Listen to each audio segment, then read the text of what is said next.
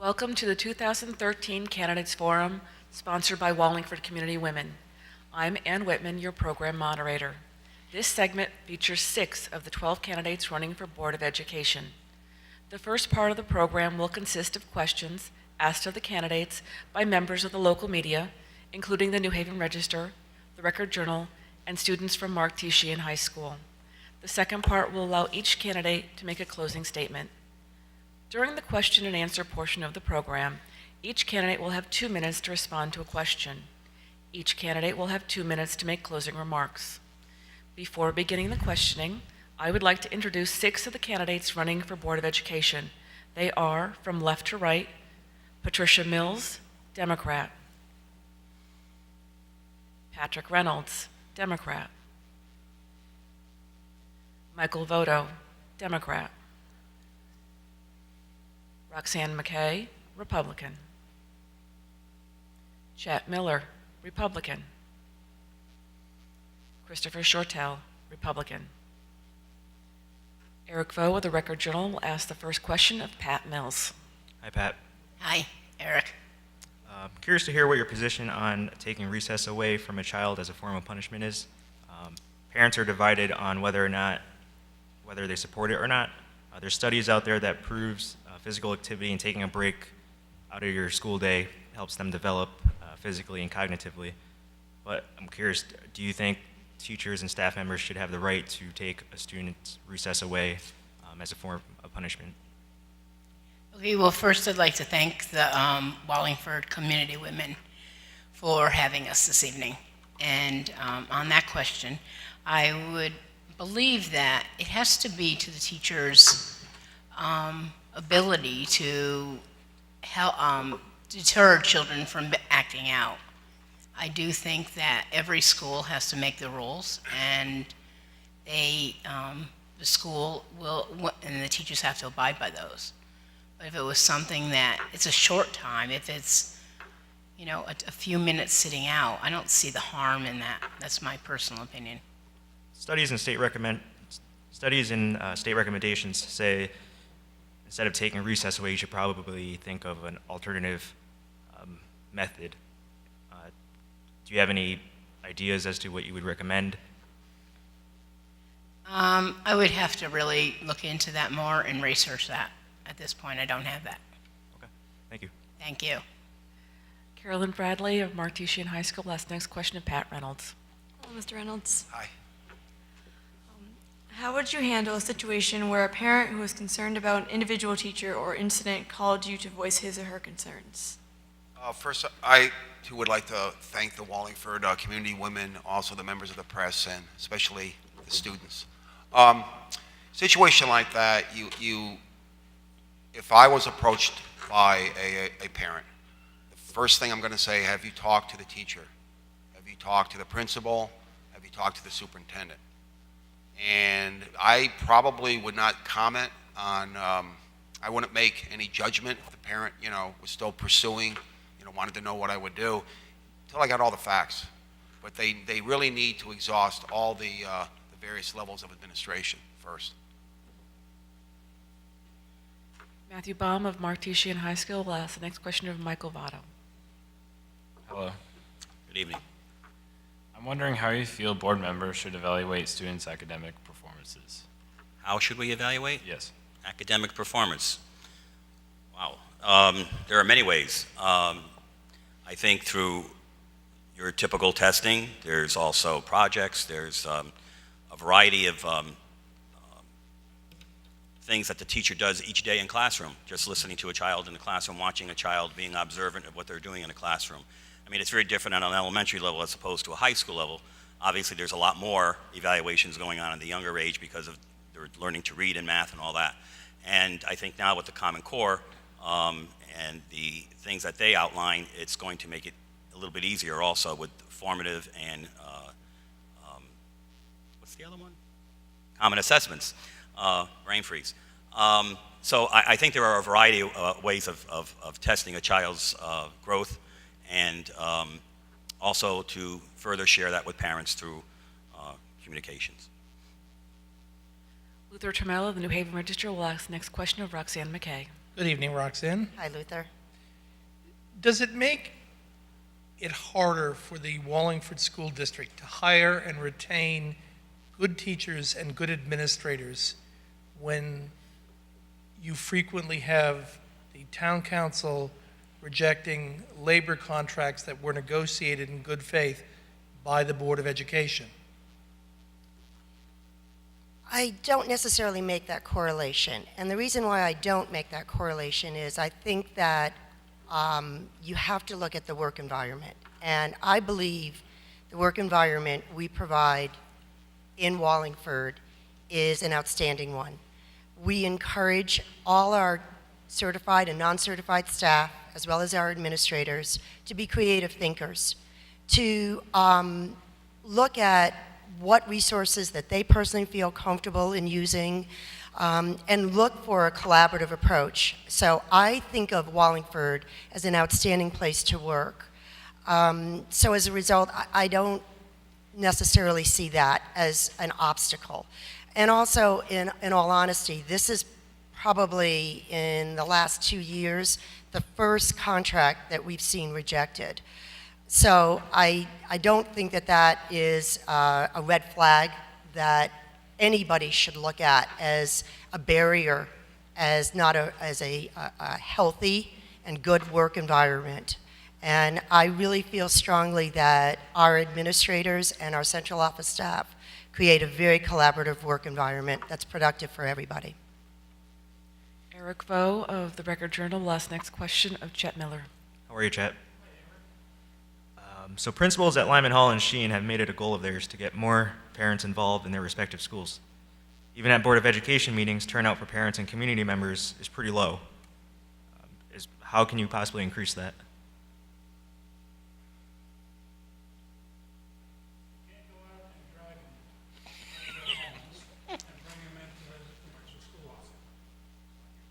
His mic is off. Underneath. Oh, there it is. It's on. So you have to make it. Is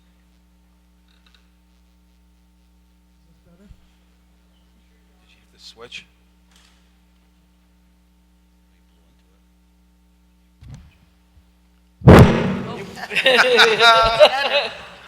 Now I got Mike Votus. This gave me a heart attack. Are we starting the 2 minutes now? Yes. Thank you. As I said, you can't go out there and drag them in, but you have to make the reason for them to come in interesting and meaningful to the parent. I agree that the fall off from elementary ages to the middle school to the high school and the involvement of parents diminishes greatly, and it shouldn't be, because it's more important for your parents to be involved at all levels of your education. I don't know what other, but programming that is meaningful for the parent is the only thing that I can come up with at this time. Carolyn Bradley of Mark T. Sheehan High School will ask the next question of Christopher Shortell. Hello. Hi. If elected, how do you plan to improve communication with parents in the community in terms of letting them know what is going on in the Wallingford school system? Because it's a technology-based age right now, and we can't just look at calendars as much as we used to, so we don't really know anymore. I didn't hear that. You can't just what? I didn't hear the last part of your question. I'm sorry. Well, we're technology-based, and it's just parents are disconnected if it's just a calendar given to them. Right. I think that we do live in an age with social media, and there are a lot of opportunities to use that for good. Now, it's used for bad things and not so good things, but I think that to stay connected, you have things like email. I'm not on Facebook. I'm kind of a holdout. I'm 41, and I still feel like I shouldn't be on it, but a lot of my friends are on it. So I might cave in if I get elected, but I think definitely email, and there's got to be a way to keep people involved, because we talked in the last question talking about how do you get parents to go. If they're working 2 jobs, they can't get to the open mic sometimes at a Board of Ed meeting. So I think really it's just a matter of also the board member like me going to PTOs, parent-teacher organizations, and proactively going out, not just sending emails, but actually showing up at different, meetings like where the PTO meets, and just listening to parents face to face. So I think it's a combination. Personally, I've wrestled with this too. This is my first time campaigning. I'm meeting a lot of new people. I put some signs up, and then I got other people that wanted signs that I don't know as well as the first group, and I want to, how do I connect with them and have them follow, if I get elected, have them follow my progress. So I think it's a combination of email and going to PTOs and just trying to be proactive, and hopefully that fosters dialogue and then gets parents more involved. Matthew Baum of Martesian High School will ask the next question of Pat Mills. Hello. Hi. It has come to my attention that German 4 is not offered this year at Sheehan, which is quite concerning for me, a student in the German program for 3 years. If elected, how will you give students in my situation the chance to continue their chosen world language for all 4 years? That was a good question. You really threw me on that one. I would have to research that and get back to you. I'm sorry. I really don't have an answer. I didn't realize that it happened. Sorry. Eric Foe of the Record Journal, Luther Trammell of the New Haven Register will ask the next question of Patrick Reynolds. Hey, Patrick, good evening. Hi, Luther. You're an educator in New Britain. You just came here from parent-teacher conferences. Do you feel that Connecticut, and then also at the federal level, places too much emphasis on the testing of students rather than trying to determine that they're actually learning the stuff, so that an educator such as yourself spends a lot of the school year teaching the test, as they like to say? Good question. At times, and again, this starts at the federal level, state, and sometimes even the local level, we teachers have a tendency to feel that we're being micromanaged, that almost every minute of that class, we should be using it in a meaningful way, but it seems like we're spending way far too much time, like you mentioned, teaching to the test. And to be honest with you, we need standardized testing. We need some kind of metric to see where our students stand, but then on the other hand, it shouldn't be, life or death. It shouldn't be like, if scores are going down, then let's see how we can improve them. But no, I firmly believe that there is way too much emphasis on testing. But yet, with a couple examples, people of our generation talk about how kids aren't learning as much today as we used to. Yep. With a couple exceptions, New York being one of them, there wasn't standardized testing quite as much. Well, how come we managed to turn out? Well, again, I'm a firm believer, and I've said this before, I'm an old school person.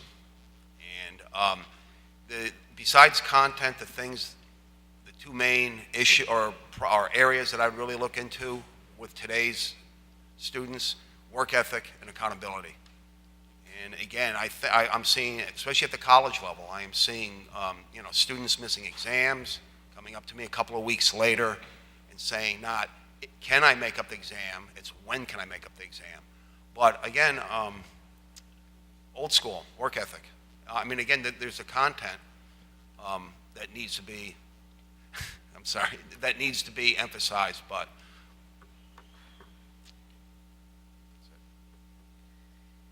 Eric Foe of the Record Journal will ask the next question of Michael Votto. How are you, Mr. Votto? Good.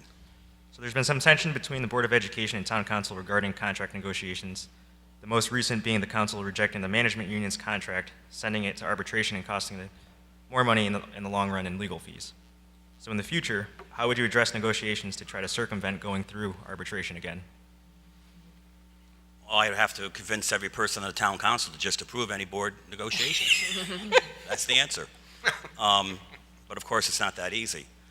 So I guess I would have to, that's the basic answer. But how do I would like to convince members of the town council that we, as elected members of the Board of Education, like them, are elected by by the people of this town to do a job. And one of our jobs is to negotiate contracts with the people that work for us. They allow us to we as elected officials, our job is to manage a $91 million budget. We can do that just fine. We've proven it year after year. We never have to go back to them for more money. We have proven time and time again that we can do the job. And if we couldn't do the job, we wouldn't be reelected, many of us.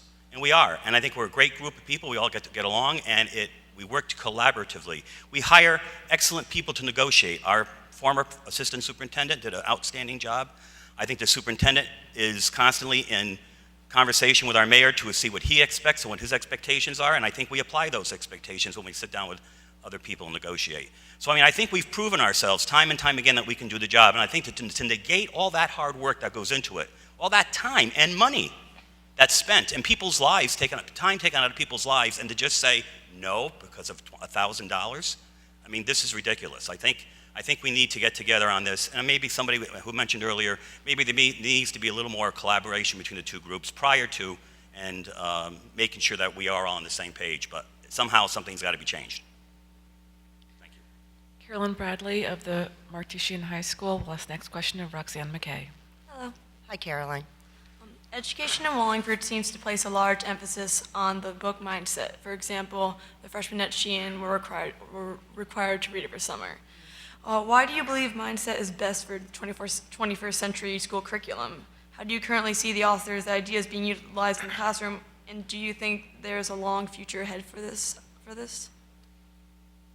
Okay, you asked a lot of parts to that. Sorry. Let me, okay, first off, and if I don't answer, bring me back around. I don't think Mindset is the only book that could achieve growth for our district, but it was a book that was chosen based on the research that the author, Dr. Dweck, did, and it focuses on whether a fixed or a growth mindset. And I think anytime you have a community read, the benefit of a community read is it gets people talking. It raises people's awareness. It makes us all kind of scratch our heads and say, what's important to us? Where do we want to put our energy? Where do we want to focus? And I think a book, honestly, it was a very easy read. If you read it, it's about 130 pages, and probably the first 30 pages are dedicated to the findings, if you will, and then the remaining maybe 100 pages are dedicated to examples that support what is a fixed versus a growth mindset. And so I think that when we look at it, okay, you asked about being put in place? Yeah, utilized in the classroom. I hope so, because even if that we all have opportunities, and we all have examples in our personal lives that we are either a growth and or fixed mindset. I don't believe we're ever one in its totality. So I think as educators, that it encouraged us to think about how could we become growth mindset people and challenge our students. This is an example in a way to elicit that. And I think that is the purpose of a community read, is get us talking, get us thinking. We're doing it tonight. And that's an advantage that if we didn't read the book, even if you don't subscribe to it, you wouldn't be having these conversations. So it makes us richer and smarter as a community because of it. Thank you. Matthew Baum of Martesian High School will ask the next question of Chet Miller. Hello. Hi, Matthew. If for some reason it is necessary to cut any classes or programs in schools, which would be cut first?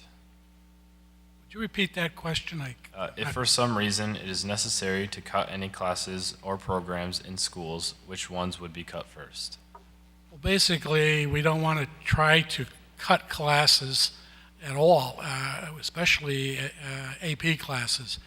But we have to justify offering courses by the amount of students that we can get to sign up for those courses.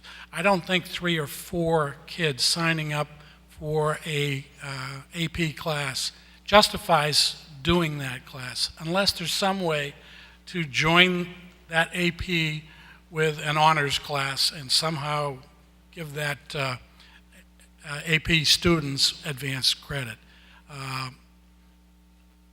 It's mostly, I would say, the ones that are probably the least subscribed to. If there was a drastic cut in our budget and we had to downsize, that would probably be the way that it would probably be done.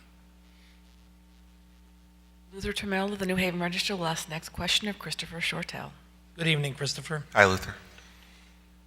A lot has been made over the past year about the effort that the district has made to try and make sure that every student graduates. And while it's certainly a noble idea, there have been some people that have suggested to me it's also like thinking everybody should go to college. Perhaps there are some people that aren't cut out to go to college. Now, while it's important for students to graduate from high school, certainly, do you see that effort, the effort that was placed into this program, as sort of Sancho Panza-esque tilting at windmills kind of thing? No, I mean, I don't think 100% graduation rate is ever something that should be dismissed as being too hard to achieve. And I wouldn't really make the comparison that I agree with you that I think college isn't for everybody. And I do feel in today's world we've made it seem like you have to have a college degree, and that's been to the detriment of people going into trades. So I don't, but in high school, yes, I think 100% we should be striving for it.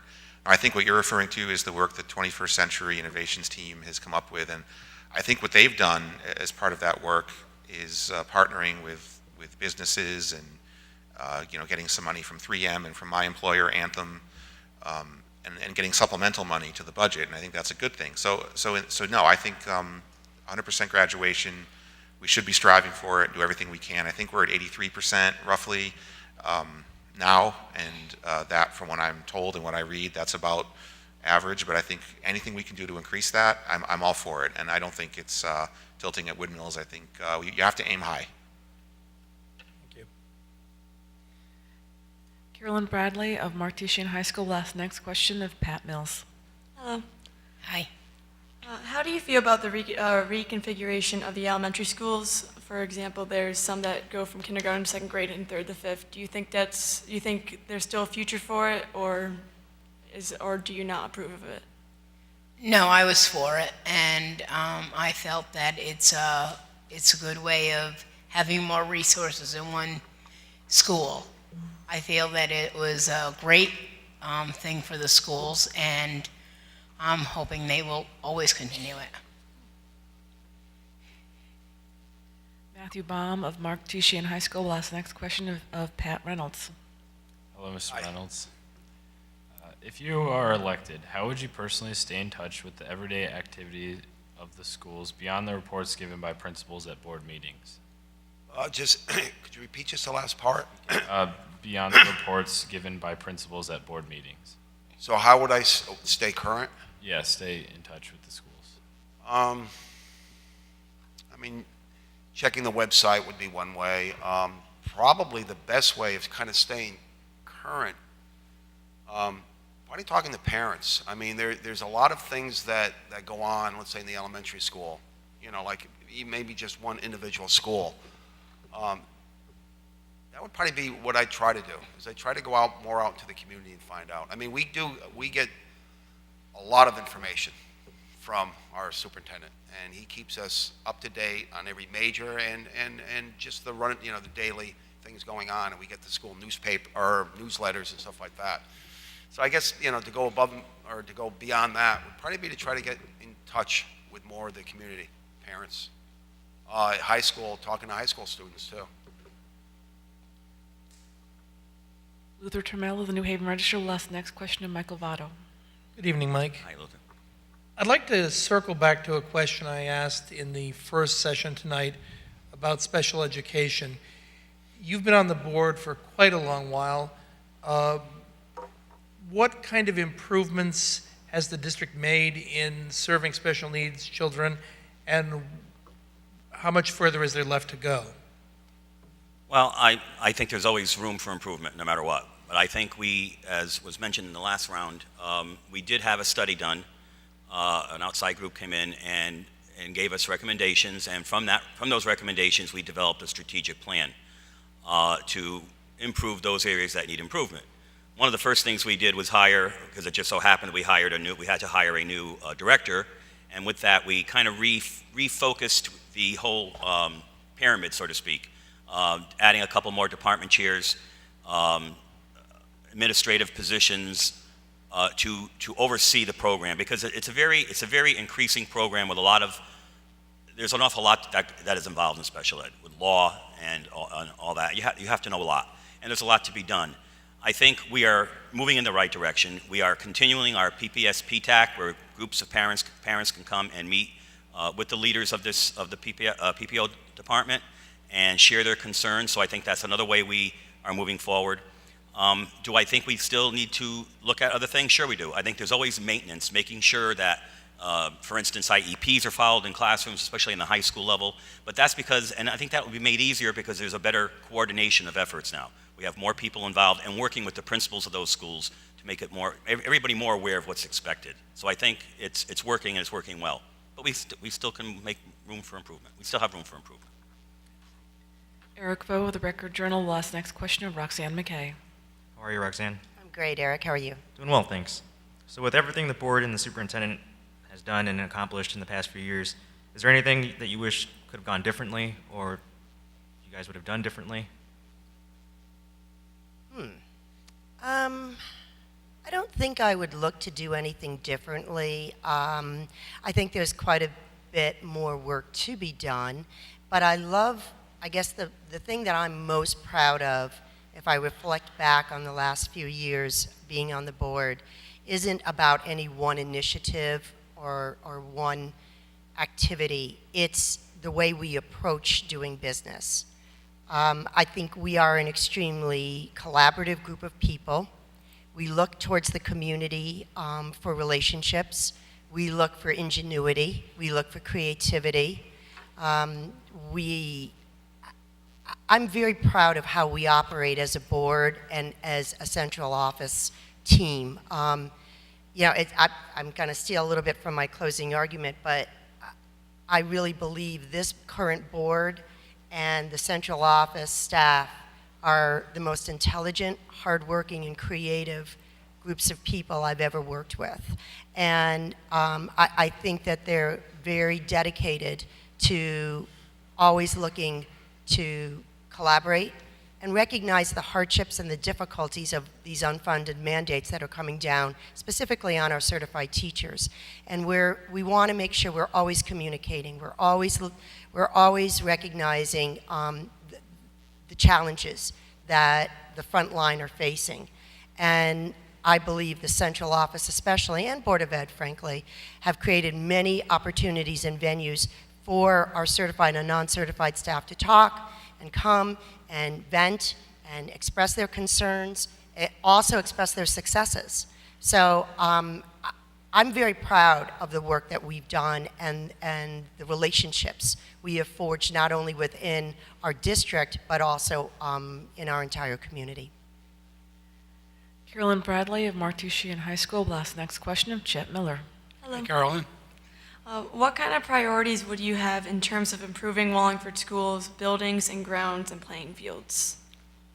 Well, I happen to sit on the Lyman Hall committee for the new sports complex there. There's been an awful lot of improvement in the grounds. I think more money's been spent in the last 4 years than has been spent on improving the buildings in the last 10 years prior to that. So we have to prioritize. We have so much money for improvements, and we have to look for grants. We have to look for state money that is willing to partially fund some of the things that we're doing. But I think we're making a lot of headway, and that's the way I want to go, is moving forward. Do you feel that there's a turf field for Lyman Hall in the future? I do. Matthew Baum of Martuscian High School will ask the next question of Christopher Schertel. Hello. Hi. How successful do you feel the system of evaluating teachers is currently? And if elected, are you planning on making any changes? Well, I'm not on the Board of Ed now, so I can, talk about, in high-level terms, what's happened in the past. And I think what you've seen in the past, I come from a family of teachers. My mom was a teacher at Lyman Hall for 20 years, and now my sisters are both teachers in town. So I hear a lot, and I've done some research. But I think what you had before, in the old days, which I guess would now be when I was in school and beyond, teaching was more of an art. And once you got your tenure, you really weren't evaluated, and you weren't micromanaged. And now we've kind of, not now, because there have been other things, before Common Core and before the new evaluations, but now we've gone the other way, and now we've got all sorts of requirements of teachers. I wonder personally if the pendulum has swung too far the other way. And I wonder personally if we shouldn't be maybe pulling back. Now, it's not my decision. These things are happening, whether I like it or not. These are federal mandates, these are state mandates. So I think that what you're left with is a system that you just have to work within. I know the district hired 7 clerks, I think more to help with attendance, but I think the goal was to free up other administrators' time to help with these evaluations. I think at the end of the day, when you're hit with a new way of doing things, you just have to provide support to everyone. You're going to have teachers in the system who are newer, who might be more adaptable because they've come out of their certification programs and they might be more prepared. Maybe teachers that have been in the district longer are used to the old way or one of the old ways, and so you have to make sure you provide support for them so they don't fall behind. But I don't think it's something that a Board of Ed member can change. I have my personal feelings on it, and I think somebody, and maybe it was Patrick Reynolds, I don't know, but somebody said it's probably going to change again in 10 years anyway. So, who knows? But I think you have to work through it. It's not a bad thing to measure teachers, but I just think it's a bad thing to give them too much red tape. Luther Trammell of the New Haven Register will ask the next question of Pat Mills. Good evening, Ms. Mills. Hi, Luther. Earlier, in the previous forum, an observation was made that the delay in improving the field situation at Lyman Hall High School wasn't, quote unquote, a maintenance problem.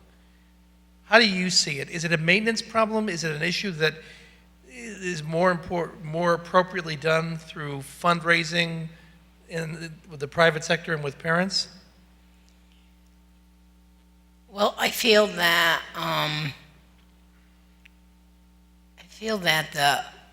sometimes you have to prioritize.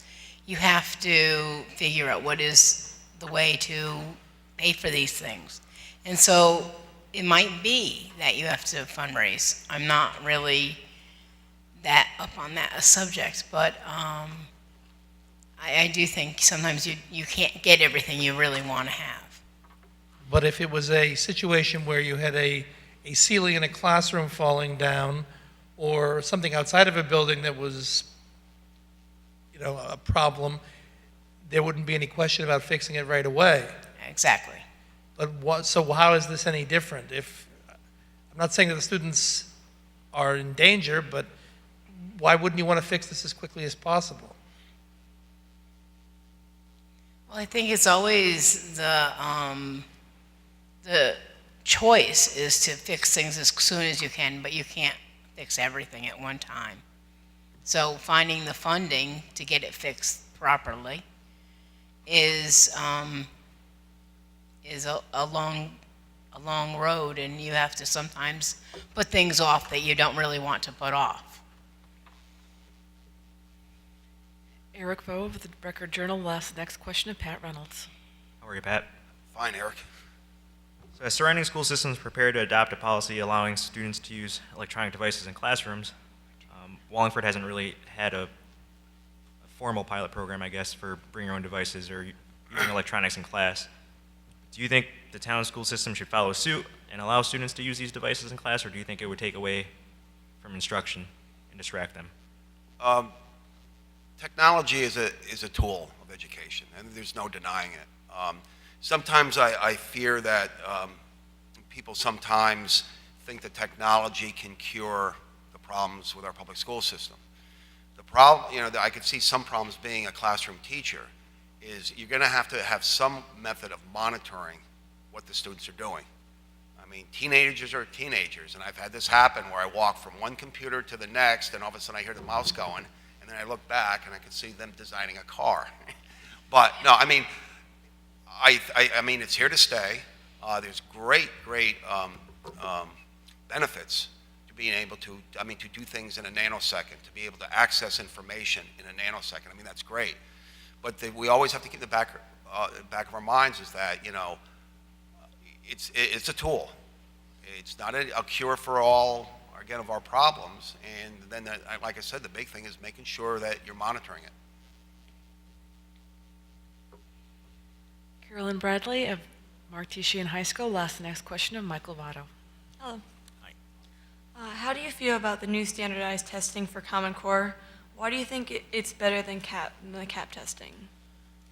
I think that I think the CAP test was good while it was here, and I think it did what it had to do. I think we have a whole new series. We have a different curriculum now, so therefore we have to have a test that matches the curriculum, and the CAP won't do that. So therefore, we need to adjust that. I mean, the issue is putting it all in place and making sure it all evens out. We want to make sure kids are being tested on something new that they've learned, and we have to make sure that right now, say at the high school level, they're still writing curriculum to match the Common Core, and once that's done, then the new test will be a valid test. We're kind of in the middle stages right now. We're not too sure what that Smarter Balance test looks like, so I really can't answer that. I don't know what it looks like yet. I'm hoping, and I'm sure it will match the Common Core and give us a good idea of how children are achieving under the new standards. It's a wait and see kind of thing. I think this coming year, though, we're going to pilot the Smarter Balance in the lower grades and get an idea of what it does do, to give us an idea of where we are already with the Common Core that we have written in the elementary and middle school grades. We have been busily, Wallingford is a little bit ahead of the game. We've been working hard on this for the last couple of years, and we've spent our money wisely, and hopefully we can move into this whole new thing much smoother than some other districts are, and I think we're doing a good job with that. Okay? Matthew Baum of Martesian High School will ask the next question of Roxanne McKay. Hello. Hi, Matthew. During this campaign season, how much time have you spent talking to students, parents, and teachers to get feedback on educational issues? Well, I'm in a unique position because I'm on the board already. So I feel that generally speaking, if people have issues or concerns, they know who I am, I'm approachable. My family will my husband will tell you, I could be going to the grocery store for a 10-item shopping list, and it'll take me 45 minutes. Inevitably, I get stopped in lots of places, and that's a good thing. I don't mean that in a disparaging way. So I think my image is one that's approachable. I've had 2 children in the school system that, I'm not going to lie to you, one of my concerns is my youngest graduated in June from Lyman Hall. And I do feel a little disconnected in not having a child in the school system for the very first time. So that's a little unsettling for me personally, but just because I'm accustomed to always having at least a reason to walk into at least Lyman Hall at a given moment because I have a student there. Don't have that situation anymore. So I am a little more conscious of making sure I'm visible and I'm available. I've literally had people come to my home and stop on a Saturday and just with a concern, and that's fine. I mean, my door is open. So I think generally my reputation is one that I'm approachable and people feel comfortable in coming to me if they have concerns or issues. So I'm okay in that area. Thanks. Luther Trammell of the New Haven Register will ask the next question of Chet Miller. Chet, what can be done? In a previous question, somebody made the observation that not everybody is cut out for college. I mean, you want them to go to college, but some kids it's not the place for them. What can be done at the local school district level here in Wallingford to encourage those kids who've been identified as people who maybe shouldn't go to college but need to lead productive lives, how to get them into trade programs and things that are more practical? Well, one of the things that I believe that has to be done is you have to give kids more career experiences before they get out of high school. And that's one of the things that we're talking about on the committee, what they call School to Career. And we're building a network within the town of businesses to create internships and things of this nature so that these kids do get into the fields, at least, where they have an interest. And I can tell you from experience, I had a daughter that wanted to go in one direction. I brought her to where she thought she wanted to be. After a few weeks of doing it, she changed her mind as to what she wanted to do. So it's not just in showing these kids what it's like to be in that field, but also to say, this is what it's really like to be in that field. Think about it before you go there. But career training, no matter where it goes, whatever level it comes from, college or technical schools or on the job, is great. We want more of it. Eric Vo of the Record Journal will ask the last question of Christopher Shortell. Hey, Chris, how are you? Hi, Eric. Good. So there's been a number of upgrades in terms of security that were made in the schools after what happened in Newtown, but the Wallingford school system is the only area school system that lacks a school resource officer. So do you feel like we need one of those in our schools?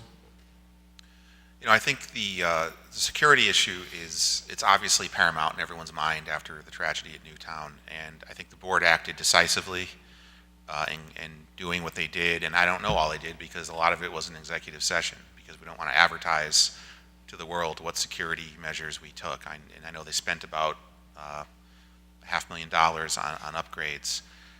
So I think that the thing with security, so to answer your question directly, I don't know. I mean, I don't know if the school needs its own resource officer. I'm not on the board yet, and I trust that, as another candidate said earlier, I think Kathy, that's an expense, and that's a big, whenever you add staff, you have to weigh the expense and the cost and everything. So I do think, though, with security, what you're looking at is a balance between making the students safe and making an effective deterrent without compromising the educational atmosphere that goes on in the school. And that's, I think, what the board has done. And again, we don't all know what's happened because they've had to do it in executive session, a lot of it. But I think really at the end of the day, what you don't want is a failure of imagination. And that's something that, it's a phrase you always kind of hear whenever there's a big disaster. And we've had the disaster, and it was at Newtown, and now we know what happened, and we have to keep going forward, not just check off the box. And I'm not saying that's what the board did, but keep looking at the measures that were put in place and keep examining what more can we do, and getting feedback from faculty and parents. So maybe the resource officer would be a next step if the feedback was that it would help with security or other issues. So I think we could always look at it in a spirit of continuous improvement. But I'm not going to Monday morning quarterback what the board has done so far. I think they've acted decisively and effectively. Thank you. That concludes the question and answer portion of the program. Each candidate will now have 2 minutes to make a closing statement. Ms. Mills, will you please start? Thank you. I would like to thank the Wallingford community women for having this forum. There was some really great questions. I'd like to thank the press and Caroline and Matthew from the high school. Thank you for coming and asking the questions. My experience has been in work experience, and I also worked in literacy volunteers, so that threw me into education. And by doing that, I really realized that our students are individuals, and they need to be able to learn, and everyone learns in a different way. So to me, it's important to always understand that they are individuals, and we're going to do everything in our power to help our students shine. I would like to ask you for your support and go out and vote on November 5th. Thank you very much. Mr. Reynolds. I too would like to thank, I mentioned before, the members of the press, Luther, Eric, two students, Matthew and Caroline, and also the Wallingford Community Women. As I mentioned before, I believe it was to Luther's question, I agree, excuse me, with the experts that we have problems in the public school system. I'm not talking about Wallingford specifically, but nationwide. What I do disagree with, though, or I don't agree with, is the problems that they've identified.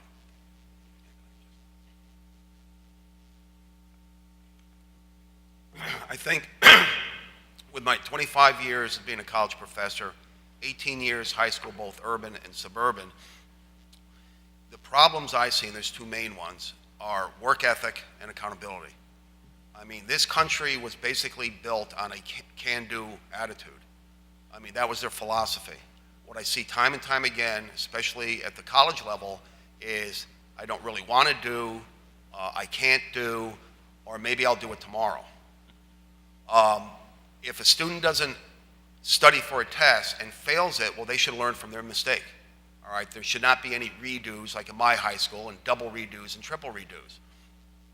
On a positive note, though, I think Wallingford, the school district, is really on a firm foundation. I mean, Chet alluded to our with the Career Center, we're developing partnerships with local businesses. But again, this is going to be a community effort. What I was really impressed with, I was able to sit in on some of the PTAC meetings, and the concern and the interest and the knowledge base of a lot of our parents. I mean, it was truly impressive. So if we all come together, hopefully, if I'm reelected, those are the areas that I really want to stay up on to make sure that, once again, our students have the proper work ethic, that they're not going to be afraid to tackle something, they're not going to be afraid to fail, and they're going to keep pursuing whatever they're trying to do, and also be held accountable. Thank you. Yep. Mr. Voto. I would also like to thank the Wallingford Community Woman and the reporters and the two students from Sheehan High. I appreciate your efforts. On a personal note, I've been a resident of Wallingford for over 40 years, 42 years, 43 years. I've been married to my wife Ann for 42 years, and I have 3 children, 2 of whom are teachers, 1 who is a special needs child. I have 5 grandchildren. 3 of them are in our school system. They're triplets in 2nd grade. So we're following along. Each year goes by, it's amazing, things that happen. So I really do know what's going on, even though I don't have kids in the system anymore. Over these last years, I was appointed to the board first in 1999, and I've been elected to 6 terms, serving about 13 years, 2 terms as chairperson and 2 as secretary. I've been on all the interview committees for the principals, assistant superintendents. It's a job that I really love. I've been in education I was a teacher for 37 years, and I've been presently a principal now in my 5th year at a parochial school since I retired from teaching. So I'm still going to school every day, and I love it, and it's a very enjoyable job, and it's fun to be able to put the experience and the professionalism in a whole different venue on the Board of Education. I can bring that experience to the board and share with the colleagues on this board what's best for the students of this town. And we're working with a fantastic superintendent who keeps Wallingford in the news, keeps Wallingford on the front lines of the educational system in this state. And we should be very proud of all the accomplishments that he has made. And we can also pat ourselves on the back, too, for helping support that. And I ask for your support in November to be elected to another 2 years on the board. Thank you. Ms. McKay? Thank you. I, too, want to thank the Wallingford community women and our panel for providing this forum. It's an outstanding opportunity for the public to get to meet all the candidates.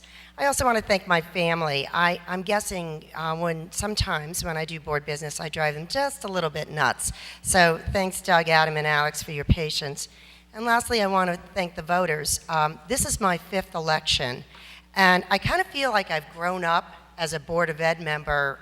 You've watched me grow up as a Board of Ed member through this process, and now I'm the current chair. And I am so honored and feel so blessed that I get to serve our community in such a fashion.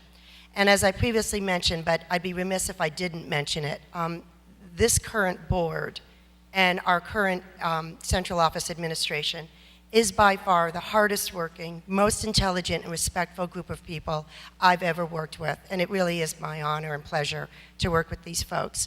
But going forward, I see 3 main priorities that we as a district need to stay focused on. When we talk about curriculum, we need to make sure all our curriculum is designed so that it has academic rigor that supports 21st century learning.